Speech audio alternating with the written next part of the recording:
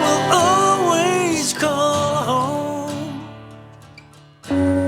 Broadcasting on 208 meters, this is your Station of the Stars, Radio Luxembourg.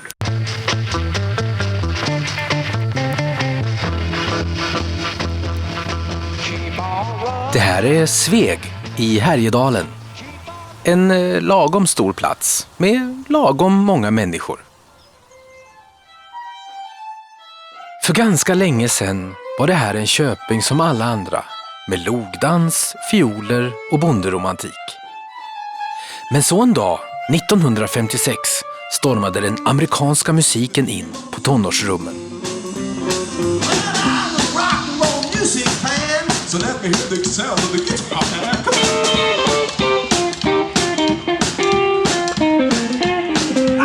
Det här är Kingen. En musiker född i Sveg som turnerat vårt land oavbrutet i hela 30 år. Många av de musiker som han mött under sina resor har visat sig ha sina rötter i just den lilla ort han själv kommer ifrån. Därför har han bestämt sig för att ta reda på allt om när rocken kom till Sveg. Här står vi alltså mitt i Sverige, mitt i Härjedalen, mitt i Sveg. Och jag står framför det som en gång var Kornan.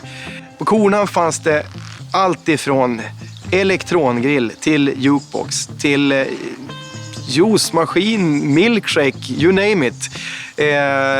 Evert Ljusberg har sagt att när han kom in här första gången i slutet på 50-talet så var det som att komma till Amerika ifrån Heder till Sveg.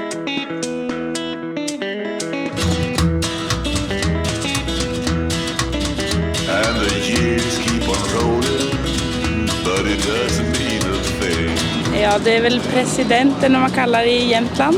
Eller president i Jämtland, säger jag. Var på Iran och grejer, då ser man ju honom. Blues-sångare, säger jag, tror jag. Också visor, mycket fina visor har han skrivit.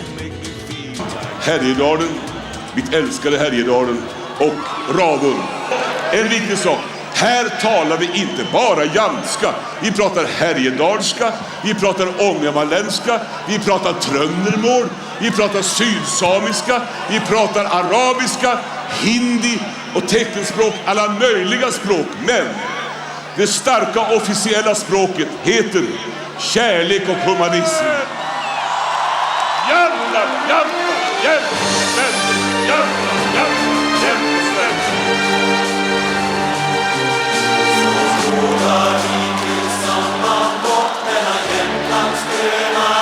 Ja, Evert har gjort sig ett stort namn internationellt som Jämtlands president. Men det var i Sveg allting började. Revolution, det var ju verkligen revolution detta.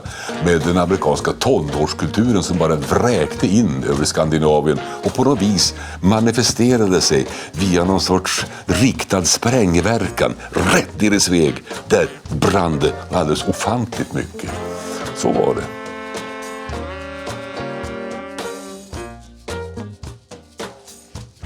Här bredvid så låg Söderqvist bokhandel där man, hör och häpna, 1959 kunde man köpa tidningen Mad innan den ens fanns på svenska. Utan det var den amerikanska upplagan av tidningen Mad. Och man kunde också köpa Hot Rod Magazine och andra amerikanska tidskrifter. Det var även inne på Söderqvist bokhandel som Yngve Persson en gång i tiden klev in 1956 och köpte en stenkaka innehållandes Elvis Presley och Heartbreak Hotel. Gamla bokhandlare Söderqvist hade ingen aning om vad han sålde och Yngve, 12 år, visste inte vad han köpte. Men ni kan ju gissa, chocken var ju fullständig när han kom till Älvros och la på den här skivan. Från att ha hört Snoddas så kom det West is my baby left me och så vidare. West is my baby left me.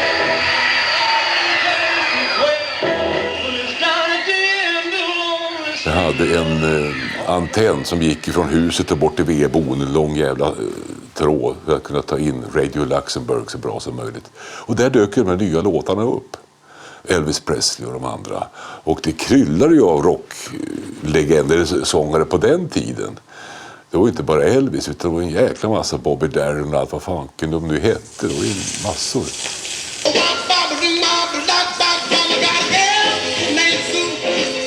Evert Ljusberg var inte den enda ynglingen som rattade in Radio Luxemburg i slutet av 50-talet. En annan musikintresserad kille var Åke Hallgren. Mannen som skrev den mest kända dansbandslåt genom tiderna, Gråtinga tårar. Tårar mer för min skull. That's when det så hörde man det där berömda orden att "This is Radio Luxemburg, your station of the stars." Och sen var det igång. Och då kom ju alla de här härliga låtarna. Vi hörde bland annat Kingston Trio. Det var ju inte någon rock egentligen, men vi hörde dem sån här Tom Dooley som är en låt på 2 ackord tror jag. Men efter det så brakade det ju lös ibland och så kom Elvis. Och tyckte, vad är detta? Vad är detta liksom? Man hade ju bara hört de här gamla crooners, Frank Sinatra, de här stora killarna från The Great American Songbook. Så kommer det här. Alltså det var man fattade inte vad det var liksom. Det var bara, man tog det till sig. Det här är grejen. En scenpersonlighet som snabbt gjorde sig känd för sina tolkningar av den nya musiken var Roland Cedermark. Den periodens kung av rock'n'roll. Kingen har begett sig till dansstället Sätervallen, där ekot av Rolands dragspel fortfarande sitter i väggarna. Ja, men här på Sätervallen är ju ett legendariskt ställe kan man ju säga. För här drog man ju igång i slutet på 50-talet med vad man kallar då, man annonserar stort med logrock. Och helt plötsligt så kommer elgitarrer och liksom bara det faktum att Roland Cedermark får för sig att sjunga Elvis-låtar och han spelar dragspel. Och dragspelskungen från Älvros. Dragspel, Älvros. Och han känner Yngve Persson ifrån Älvros, som jag också känner. Ja då. Han har ju bott på Jämtlandsgatan i många år innan han flyttade från Sveg, så han känner jag ju väl.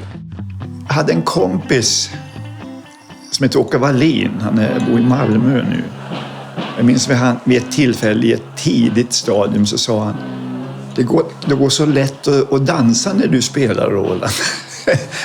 Och han tryckte väl på en känslig punkt där. Alltså det fanns väl någonting i rytmen som var dansvänlig.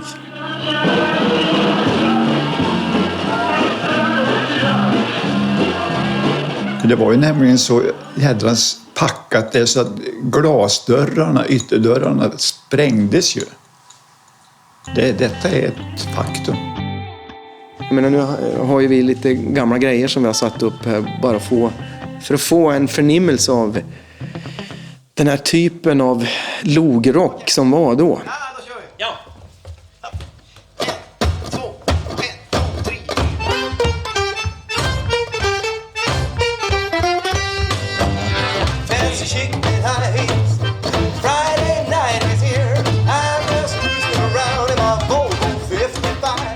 Den här magiska kvällen när de startade upp med då hette alltså inte Roland Cedermarks band Cedermarks än, utan de hette Cedermark och Wallin heter de. Och det var då Roland och en gitarrist som heter Helge Wallin, och de hade med sig en basist som heter Sven Ivan. Och Helge har berättat för mig att det fanns ju ingen ström här, och man löste det genom att man kopplar upp den här Philips-anläggningen som de hade, en mikrofon, och han hade då köpt en fräsch Hagström-gitarr som då kopplas in i den här Philips-anläggningen, och för att få igång det här så var han tvungen att bygga en spänningsomkopplare till ett bilbatteri.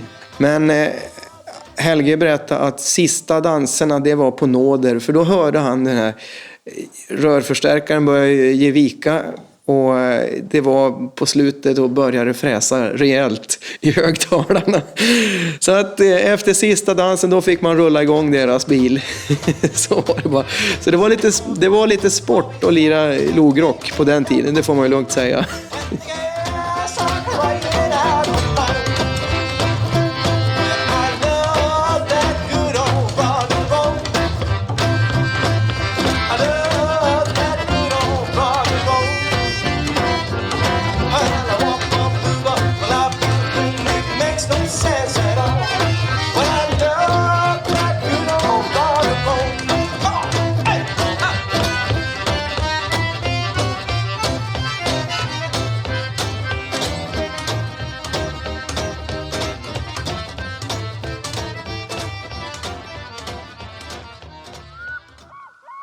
Inte långt från Sätervallen ligger byn Älvros. Där, på föräldrarnas café och bageri, tog Roland Cedermark sina allra första toner. När jag var 5 då så fick jag ett dragspel av min pappa, Folke. Ett Granesso. 2 rader och 8 basar.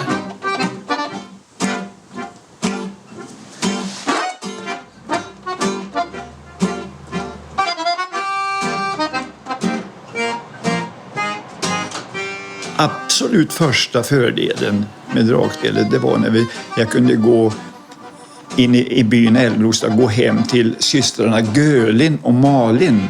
2 vackra systrar som var säkert 7-8 år äldre än vad jag var då. De ville jag skulle komma och spela. Och jag tog mitt Granesso och gick ner och spelade för dem. Och så fick jag en kexchoklad som då kostade 15 öre. Och det var liksom... Dels fick jag se 2 vackra flickor och spela för. Och så fick jag choklad. Herregud. Ja, ska vi se. Jag kommer inte ihåg vart det var. Var det Minne, tror jag? På logen där. Eller utescenen så spelade han och berättade lite om sitt liv. Och när han turnerade i början och sådär. Det var lite kul. Och minne. Jag spelade i Minnesfolkets hus i januari, februari 1959. Det kunde vara 30 och 35 grader kallt. Smockfullt med folk.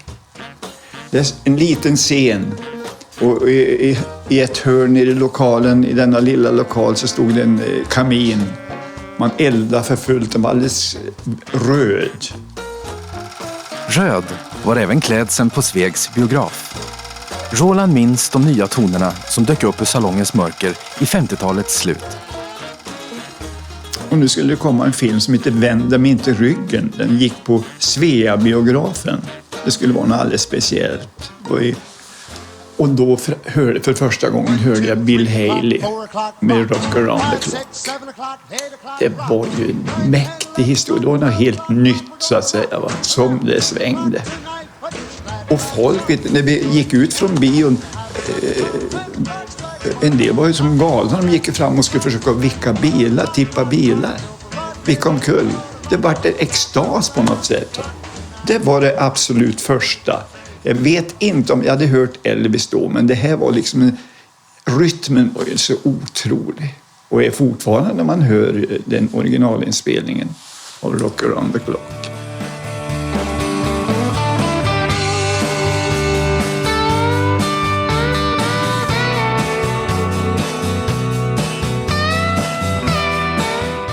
I den amerikanska rockmusikens kölvatten följde den första riktigt utpräglade tonårskulturen med ungdomsrum, vilda fester och ett mode helt olikt 40-talets strama snitt.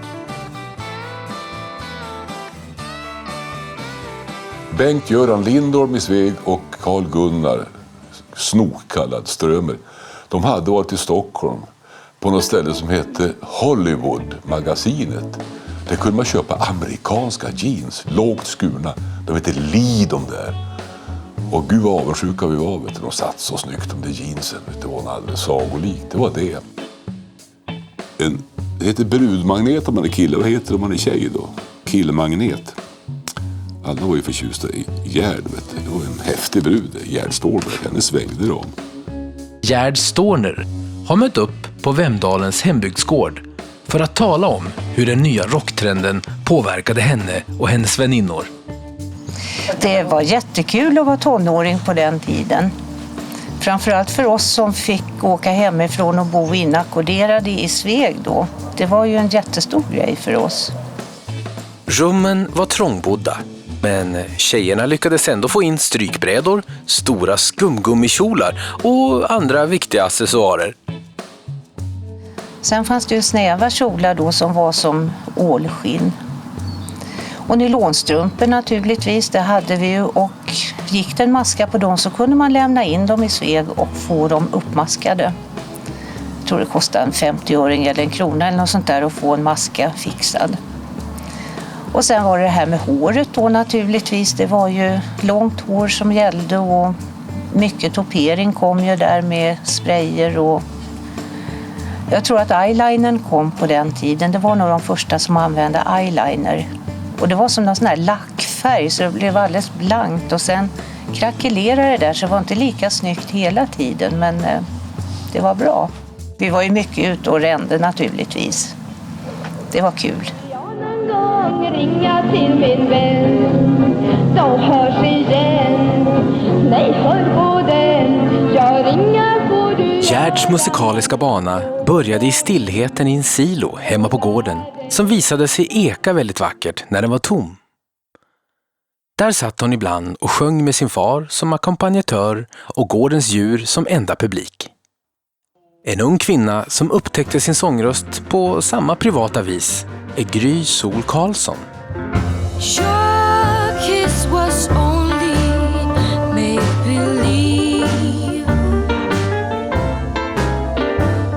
Jag tror väldigt många i min ålder har mycket koll. Särskilt om man är musikintresserad.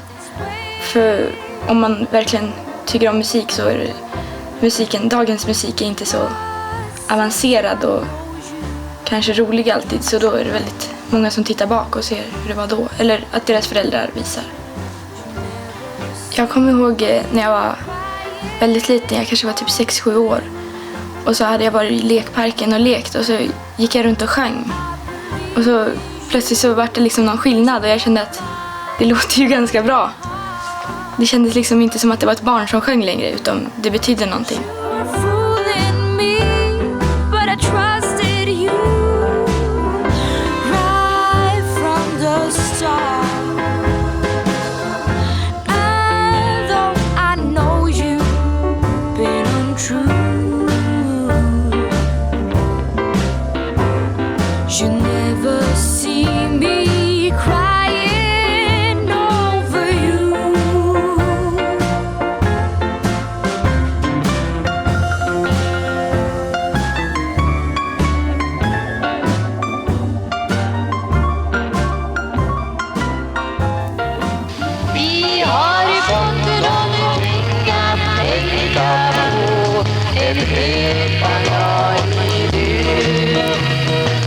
I källaren på Svegs tvätteri i mitten på 60-talet då hade Group 66 sin replokal här och då var det full action. Det var Jan Trana Svensson, det var Dorsten, det var Hallgren och det var Eivor Pros och det var Bengt Göransson och allt vad de hette. Men låt oss gå tillbaka några år till 1962. Gerd, Evert och Åke sammanstrålade i bandkonstellationen The Kaputniks. Inspirerad av den nya musiken följde några år av turnerande land och rike runt. Den bästa tiden av deras liv, enligt Åke. Vi skulle få spela i radion i Sundsvall, Ungdom vid mikrofonen tror jag det hette. Och det leddes av en radioprofil, Magnus Bank. Och vi spelade tillsammans med riktiga storheter som blev storheter så småningom. Och det där spreds ju naturligtvis. Vi blev populära. Vi spelade i radion, vi fick mycket press. På den tiden var det inte lätt att få press, men vi fick mycket press. Och så kom det med en vokalissa, Gerd Ståhlberg. Och sen hon kom med så blev det ju fart på bandet.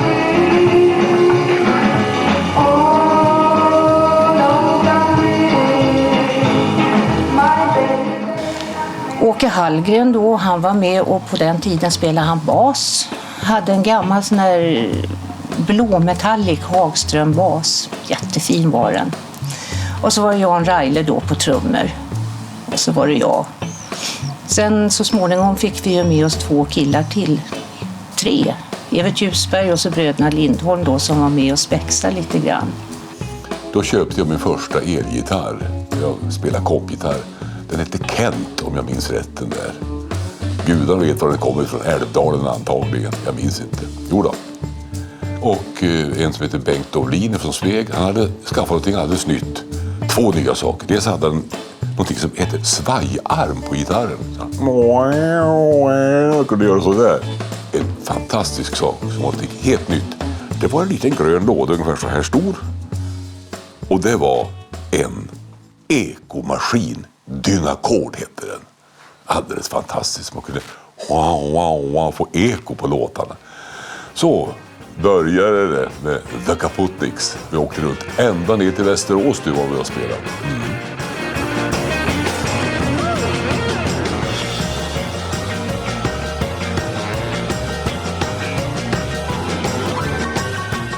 Gerd blev väl omhändertagen av sina manliga bandmedlemmar. Och det var inte bara killarna som blev utsatta för beundran. Speciellt i Norge fick publiken upp ögonen för den söta svenskan. Vi bodde i en sån här liten stuga med överslafar och grejer. Det var ju inte frågan om att jag skulle bo för mig själv och killarna för sig, utan vi bodde tillsammans. Och när killen kom in så låg Åke i överslafen beredd med en stekpanna och slå ner den här snubben. Så att, ja, lite såna där episoder hade vi för oss. Andra band som delade landsvägarna vid denna tid var Cedermarks, Frön Jannes med Tom Udin, Uffes kvintett med Twistbörje och The Vikings, blivande vikingarna, samt naturligtvis The Violence. Efter perioden med Kaputniks och Group 66 fortsatte medlemmarna sina karriärer på olika håll. Gerd sökte sig söderut. Åke gjorde sig ett namn med låten Gråtinga tårar som blev en stor hit med dansbandet Thorleifs. Och Evert, han spelade in plattan Godknul i Metronomstudion. Jag har själv inte reflekterat över det förrän på senare tid när de påpekade för mig att vet du om att det var den första som sjöng på dialekt? Nej, så det var jag väl inte. Hur var det med till exempel Göran Ringbom? Ja, men han kom långt senare. Ja, men Peps Persson, ja, också långt senare. Och det stämmer, jag var nog kanske bland de första, eller kanske till och med den första som sjöng på dialekt och på Härjedalsdialekt. Och det är klart, det slog ju ner som en bomb nere på Vispråmenstorken. Nu är vi inne på Vissvängen istället med Cornelis och Fred och alla de här. Evert Ljusberg, president, musiker. Minns när jag gick på högstadiet så var han och spela massa Cornelis-låtar och det var jävligt bra. Och det gjordes tv-program om det här. Det kom en man från Hed. Bara titeln på ett sånt tv-program. Och ja. Så, och sen fick jag göra den här skivan Godknul. Det är inte lätt när man är ung och mätt och halvfet. Och jag har aldrig sett en gruva vad jag minns. Och hur jag tjatar och jag gnatar säger mamma, lilla vän, du skulle bara smutsa ner dina nya jeans. Att det var ju olika genrer. Ja, här har vi en låt.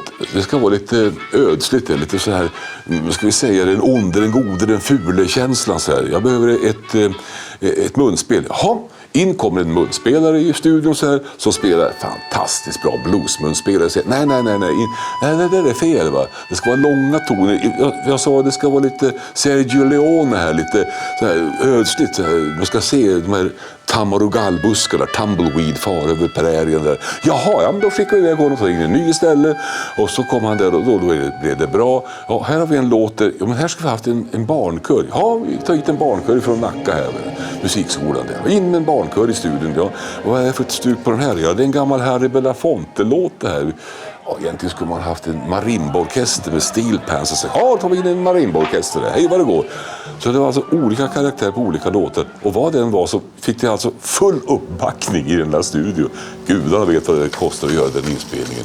Det var ju helt underbart att leka på det sättet. 1, 2, 1, 2, 3, 4. I got a girl by name of a guitar Nelly. Yeah, I got a girl by name of a guitar Nelly. When the cats get a move shaking like a pot of jelly. Dagens skivbransch är långt ifrån lika generös. Men det hindrar inte nya talanger från att prova sina vingar. Gry och hennes väninnor slutar upp på 50-talscaféet i Sveg för att supporta ett ungt rockabillyband vid namn Willie Lees.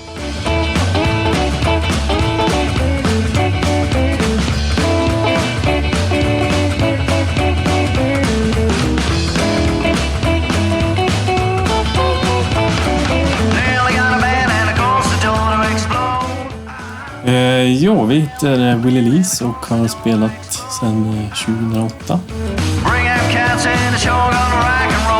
Ja, vi spelar mycket på lokala pubbar och även motorklubbar såklart. Och vi ska väl försöka spela in nytt här igen under detta år. Stray Cats. Chuck Berry såklart. Carl Perkins. Johnny Cash. I got a girl by name of a guitar Nelly.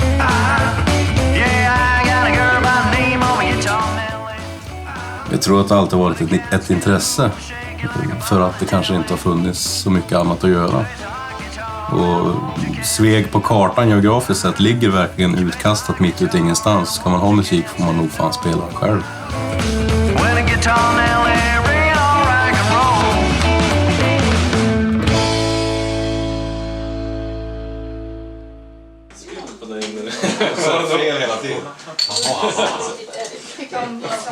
Eller när det gav.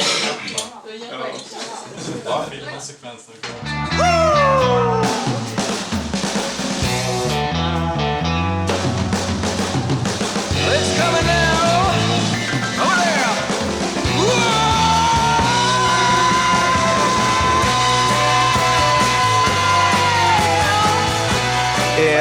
1974 så startade Roland och Gerd Cedermarks skivhörna. Och det var ju definitivt ett vattenhål för alla i hela den här delen av landet. På Cedermarks skivhörna kunde man alltid hitta de senaste plattorna. Såg man Stray Cats på måndagsbörsen en måndag så tog det inte många dagar förrän plattan fanns i skyltfönstret hos Cedermark.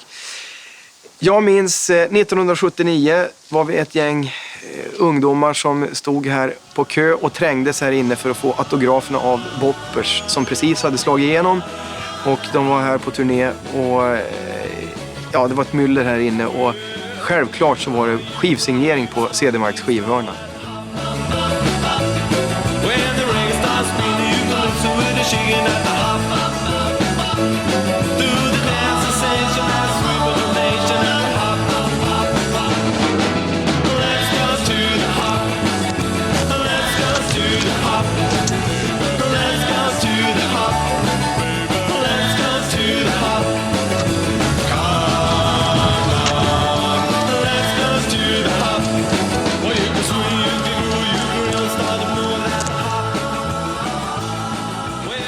Ja, nu står vi alltså framför det som en gång var restaurang Jalven som drevs av Johnny Wetterstrand.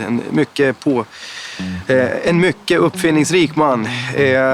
Och han och Jalven betydde oerhört mycket för musiklivet under 80-talet. Vi var många som satte ihop olika konstellationer. Det bjöds på allehanda musik.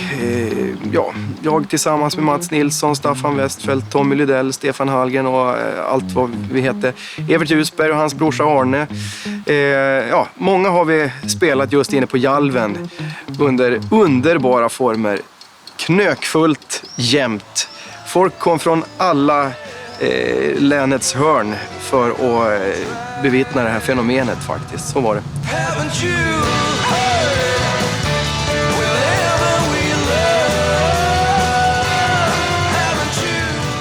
Kingen tar med sin gamla medmusikant Stefan Hallgren och åker till en genuin gammal blueslada för att tala lite om 80-talets Sveg.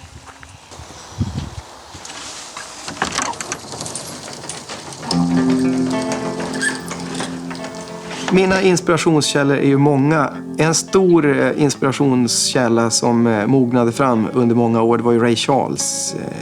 Därför att han har ju både soul, blues och någon sorts rock'n'roll-faktor fast han inte är rock'n'rollare på något sätt.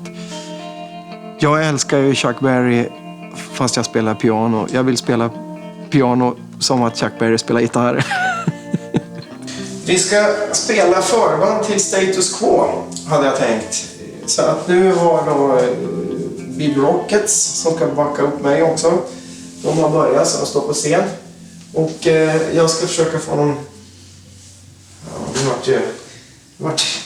vart det för långslips. Nej, det går inte. When I tried so hard to please you, babe, you never seemed to care. When I gave you all the love I had, and I was always there. Why did you leave me, baby? Why? Why did you leave me, baby? I'm still in love with you, so tell me why.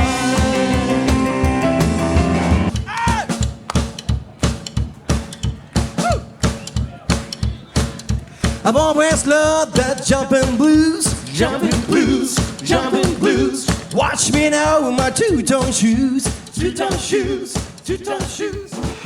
Ja, hur det är att vara solartist, det är alltså...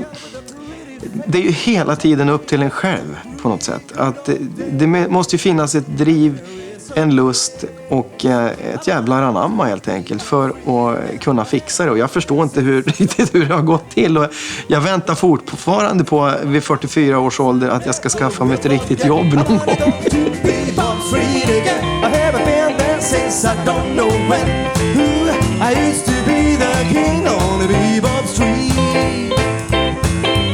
Listen everybody, what's that noise? What a noise! What a noise! It must be the sound of the Boogie Boys. Boogie Boys, Boogie Boys, rockin' and rollin' on the... Ja, Kingen har lirat länge som solartist, men han började inte resan ensam.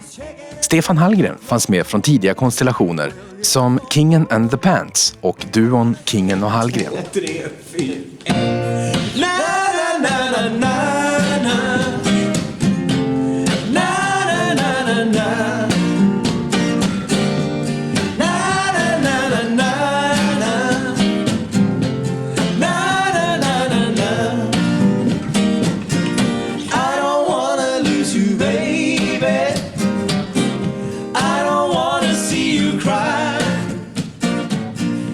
Alltså jag kommer ihåg när vi började med Kingen och Hallgren, när vi körde våran duo-konstellation där, så startade det med pubspelningar hemma i Sveg där, men sen det gick ju väldigt snabbt.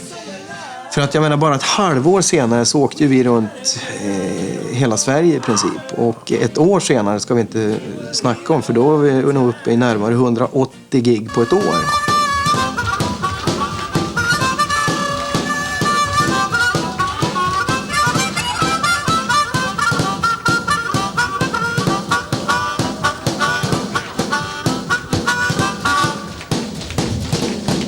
Som tar vid, där tangenterna tar slut. Torgny Kingen Karlsson!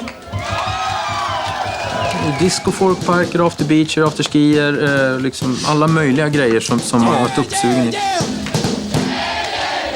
That's all right, my mama, anywhere you...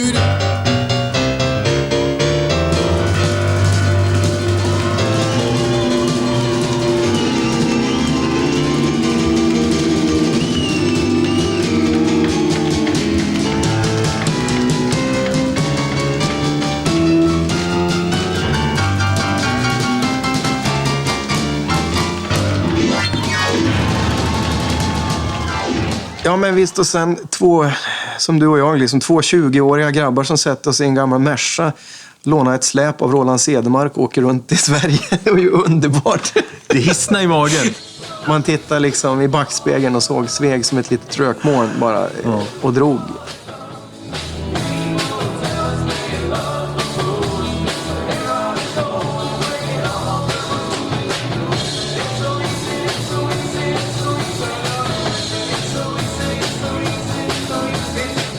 Ja, under 80-talet så var det många som åkte från Härjedalen, och det gjorde även Staffan Westfeldt och Tommy Rydell som hade hållit till på Jalven och sådär. Och Tommy Rydell, var tog han vägen? Ja, alltså han hamnade ju i musikerträsket i Stockholm, får man ju lugnt säga, på en väldigt hög nivå. Det här intresset för att producera, det kom väl igång när jag var kanske runt 13-årsåldern, och då spelade jag jättemycket ihop med bland annat Kingen och Stefan Hallgren och Staffan Westfeldt. Den största listframgång jag haft, det var väl en listetta på Billboard. Den här listan som då heter Hot Dance Club Songs i USA. Och det var en låt som heter Hypnotized med bandet Clubland.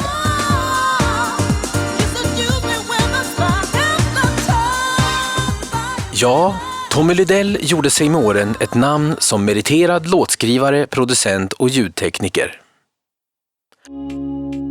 Låt oss lite blygsamt namedroppa några som Tommy har arbetat med, antingen som musiker, producent eller låtskrivare. Louise Hofsten, Monica Zetterlund, Ulf Undell, Eltkvarn, Jerry Williams, Mikael Wiehe, Lisa Nilsson, Anneli Rydé, Tommy Nilsson, Erik Gadd, Titio Papadi, Bo Kaspers, Jukka Tollonen, Claes Yngström, Mikael Rickfors och Malla, Carola Jill Jonsson. Tommys gamla parhäst från 80-talet, Staffan Westfeldt, fick på 90-talet en MTV-hit med bandet Scam och låten Out of My Head.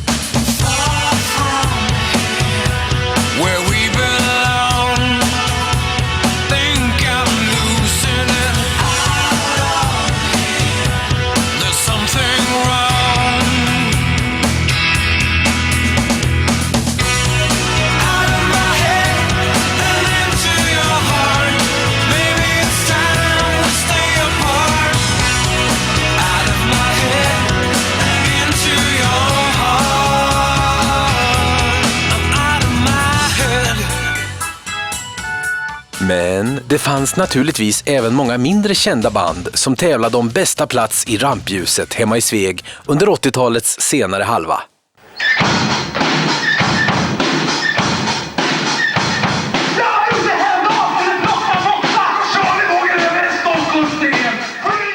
Vi räknar upp några.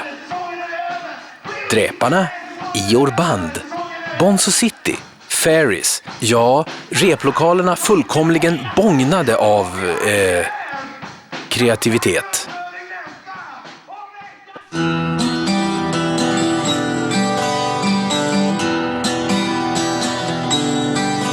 En stark kvinna och musikprofil med rötter i Härjedalen som tidigt skilde ur sig ur mängden och gjorde internationell raketkarriär var Annika Ljungberg.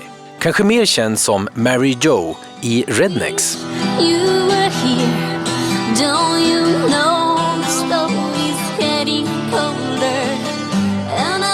Rednecks blev ju en framgångssaga som kanske inte behöver någon närmare beskrivning. En annan Svegsbo som tagit med sig rocken tillbaka till USA är Anders Olsson. I slutet av tonåren rekryterades Anders direkt från pojkrummet i Sveg till att turnera bland Texas vildaste Duke Joints. Under turnén spelade han bland annat på Kings Club, ett ställe som varit välbesökt av den amerikanska rock'n'roll-eliten sedan 1953. Ja, Elvis Presley och allihopa från Sandstudion. Han har haft Carl Perkins och Charlie Rich. Alla hade lirat där. Johnny Cash dessutom. Jerry Lee, ja. De packade ju ihop sin bil och for dem med basen på taket. Ungefär som sådär. Under sin resa fick Anders förmånen att besöka Sun Studios samt träffa Cordell Jackson, kvinnan bakom legendariska Moon Records i Memphis. Det var ju så här att sångaren i bandet hade varit dit förut och kände till henne. För hon var ju den första kvinnliga producenten och skivbolagsägaren och tillika inspelande artist. Så hon var ju en riktig fixare. Hon hade väl en stor hit med en låt som heter Dateless Night.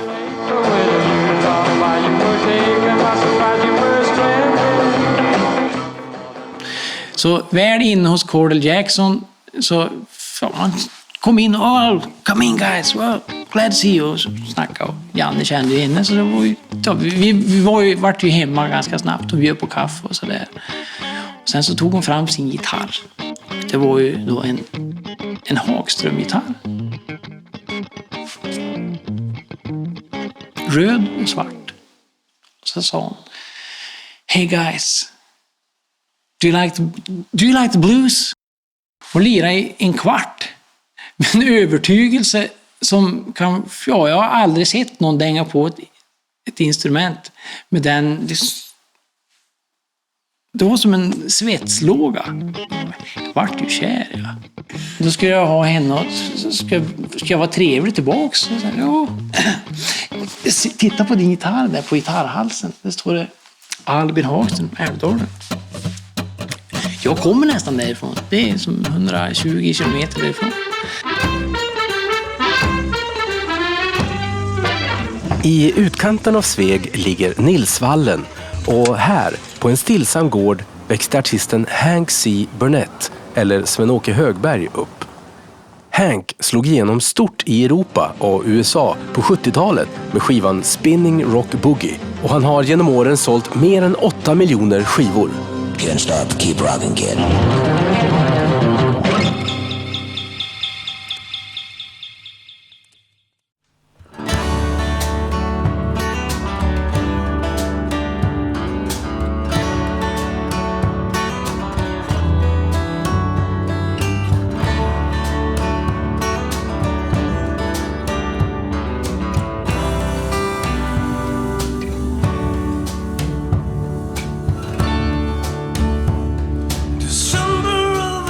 Kingen har återförenat några av Svegs utflyttade musiker i Bo studio i Stockholm för att spela in några nyskrivna låtar.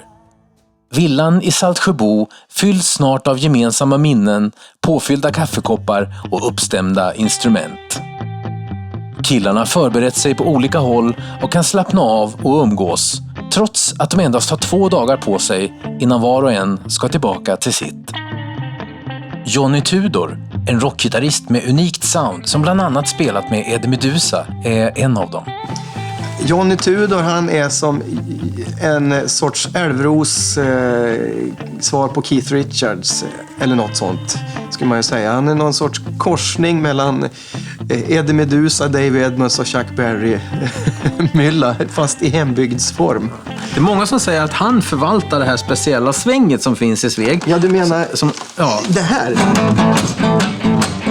Det är ju fruktansvärt underbart att träffas alltså, för skiten sitter ju kvar så att säga.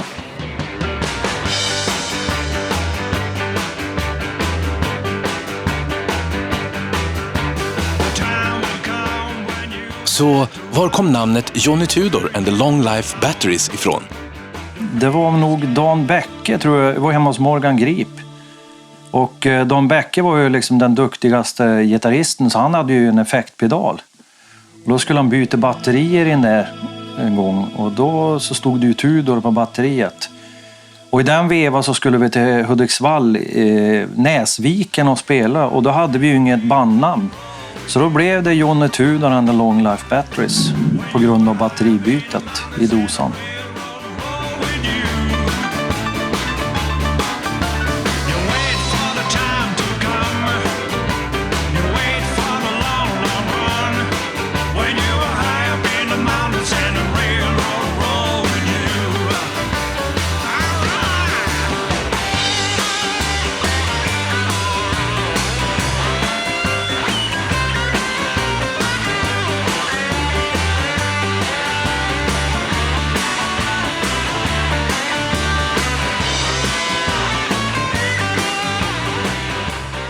Svegsmusikerna spelar och skrattar tillsammans som om ingen tid förflutit. Kanske finns det något inom var och en som längtar tillbaka till den lekfulla stämningen i replokalerna för 25 år sedan. Visst, jag trivs som fan nu och har bra jobb och sådär, men jag skulle nog hellre sitta på stubben och när jag kom hem från jobbet på dagen än att sätta mig 7 våningar upp i ett höghus. There's a long way to go, where the clear winds blow, where I was born. There's a place I will always call home.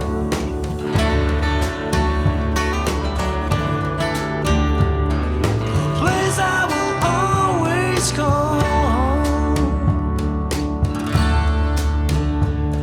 I remember the blue skies.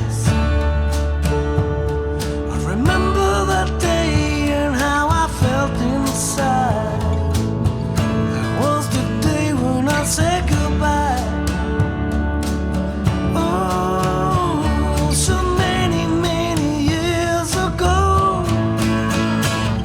It's a winding road through the rain and snow.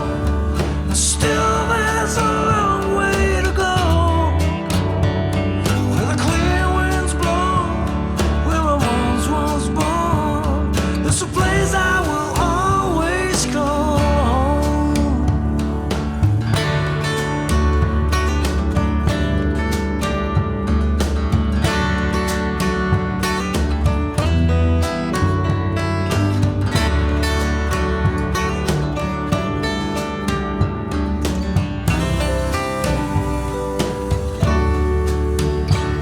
There's a winding road through the rain and snow. Still there's a long way to go, where the clear winds blow. Ja, kärleken till hembygden består. Några av de Kingen har mött har lämnat Sveg. Andra har stannat kvar eller valt att vända åter. Gemensamt för många av människorna på denna lilla plats verkar vara att de funnit en språngbräda i musiken. Rocken anlände på 50-talet och har sedan dess format en bro mot vidgade vyer, nya möten, äventyrliga resor och framförallt förverkligade personliga drömmar. Ja, det är ju underbart att få dra ihop de här gamla barndomskompisarna som vi nu är och få göra en inspelning liksom så här långt senare, för att alla har ju faktiskt blivit bättre. Skönt att kunna säga det. Vi har blivit äldre, mognare och bättre. Det beror på hur man ser det i och för sig. Skönt att få se Johnny Tudor från Airros räkna in liksom i bästa sjucken-anda. Och Gunnar Bäcke, countryrockare från Lillhärdal, Roland Cedermark. Kom och gästa igen. Kom och gästa liksom. Ja, och så vidare. Så att, ja, sköna dagar vi hade.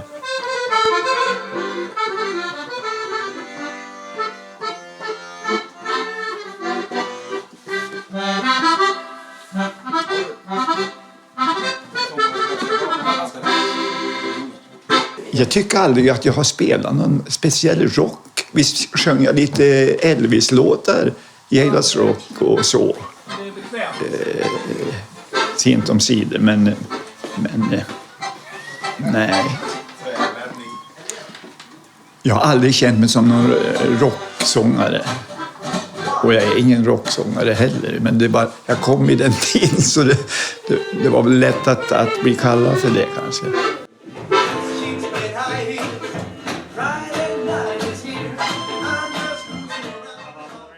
I Sveg är det tydligt att musiken har varit en grogrund för vänskap, sammanhållning och glädje i många generationer. Och att det fortsätter att vara så för kommande ungdomar. Gry studerar på musiklinjen Rytmus i Stockholm och planerar för en karriär som artist. Varje ledighet återvänder hon hem för att låta alla nya intryck sjunka in och för att hitta ny energi.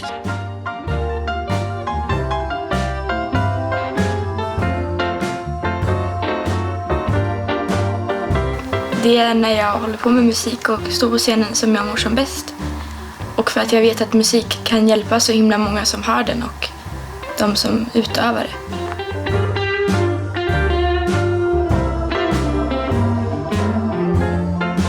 Jag tror att det är väldigt mycket så här, att det är bra musiklärare som verkligen pushar på om det är någon som vill göra någonting och så. Och att alla får försöka, även om de kanske inte visar jättetalang från början, så alla får chansen att utvecklas. Och att jag har folk i min familj som håller på med musik och vänner som har varit musikintresserade, så vi har hållit på tillsammans. Alltså, det var ju en dröm för en 13-åring att komma till Sveg på den tiden, 1960. Jag blev inackorderad på Lilla hotellet. Och sen alla kompisarna, all denna musik. Det fanns alltså ett enda ord, frihet. Och alla ungdomar umgicks. Det var inte skillnad på hög eller låg. Det fanns liksom, åtminstone som man upplevde då som 13-åring. Alla samhällsklassers barn blandades med varandra. Och vi lirade i lag och vi hade kul i lag. Och det var naturligtvis romanser både hit och både dit. Och det var ju, alltså 1960 och framåt. Det var de bästa åren i mitt liv. Så hur kan det komma sig att musiken fick sånt fäste på en sån avlägset belägen plats som Sveg? Evert spekulerar. Jag kan inte begripa vad det är. Om det är vattnet, den friska luften, eller om det är hjortron eller björnar eller vad det är. Jag vet inte, jag har inte en aning om varför, men så är det. Det är påfallande många duktiga musiker som kommer från Härjedalen. Det är det. Någonting som är genomgående genomsyrar de här människorna som jag har vuxit upp med och som både generation innan och efter har bibehållit, det är ju en speciell typ av sväng som helt klart har uppstått i Härjedalen. Och hur det har kommit sig, det vet ingen. Men det är någonting från hjärtat och utåt som som bara finns där. Man kan knacka dörr i Ytterberg och alla kan spela Chuck Berry på gitarr. Det känns så. Kanske är det så att det på landsbygden i Sveriges alla hörn finns en lite starkare längtan efter att skapa något eget. Något att vara stolt över. Det som började som ett sökande efter rötterna till ett musikfenomen växte under resans gång till en annan insikt för kingen. Oavsett om dessa människor nått kändisskap och långa karriärer eller om musiken bara tagit sig till kommungränsen, så har drömmarna alltid varit detsamma genom åren. Att uttrycka sig, prova sina vingar, sikta lite högre. Det var vad allt handlade om när rocken kom till Sveg.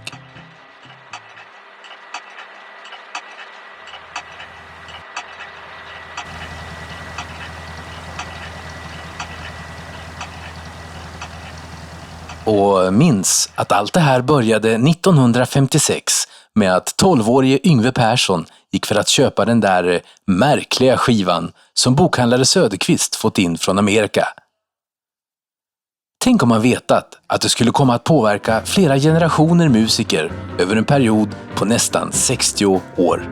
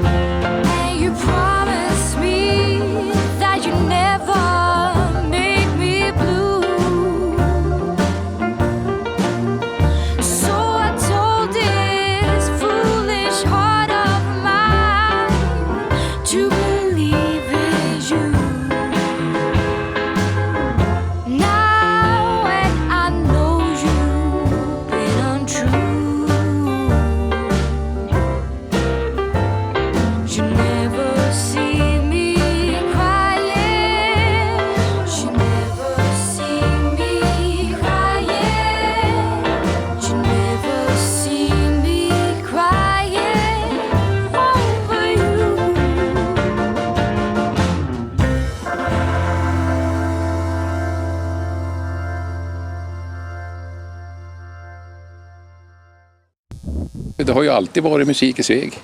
Ända sedan tidigt 20-tal egentligen med stora jazzbandsorkester och så. Så det är tradition. Det ligger i Svegs och Härjedalens rötter. Det är väl passande att hålla på med musiken då här. Många som är intresserade av det också. Det är väl gemenskapen här. Man liksom känner varandra. Ja, det finns ju mycket dödtid att öva. Bland annat. Ja, nej, jag vet inte. Det är ju svalt och skönt. Ja, det är svalt och skönt och det är fint här omkring. Lugnet kanske här. Att man hittar sig själv kanske, jag vet inte. Lite skogsbränder för det regnar.